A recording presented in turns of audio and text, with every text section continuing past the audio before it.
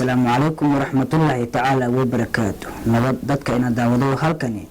وريدي ودن أن تيفي أنا هو حنا ياسين qodobada warkeena maantana waxa ugu waaweyn qarax ka dhacay magaalada Gaalkacyo iyo faahfaahin dheeraad ah oo ka soo baxay maamulka gobolka Bari digniino cusub soo saaray mudiga ka hortaga caabuqa coronavirus iyo ganacsatada qaadka oo maanta kulan ku yeeshay magaalada Hargeysa howlgalo laga sameeyay magaalada Jowhar ee caasimadda dowlad goboleedka Hirshabelle gudoomiyaha cusub ee gobolka Hiiraan oo ku baaqay wada hadal nabadeed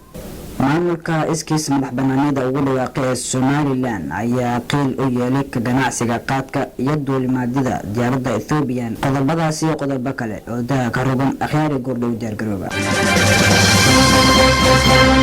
isku soo noqdaan maalinimadu waxa taariikhda milaadigu waxay tilmaamaysaa 5 bisha Abriil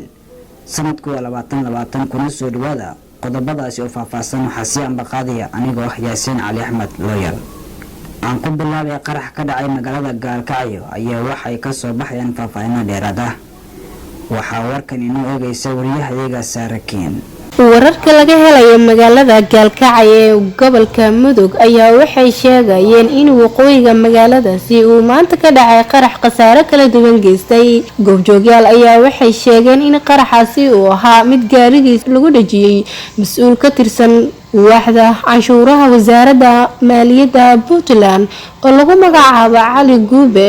kaasi oo la sheegay inuu dhaawac soo gaaray isbitaalka magaalada Gaalkacyo ayaa la sheegay in la geeyay dhaawac mas'uulka ka tirsan wasaaradda maaliyadda Puntland waxaana sidoo kale la sheegay in burbur xoogan oo soo gaaray gaarigiisa ciidamo ka tirsan kuwa Puntland ayaa gaaray halka uu qaraxa ka dhacay iyagoo sameeyay howlgallo ay ku baadigoobayaan dadkii ka dambeeyay qaraxaasi walow wili aan dad loo soo qabanin magaalada Gaalkacyo ayaa waxay ka mid tahay meelaha ugu amniga wanaagsan gobolka Mudug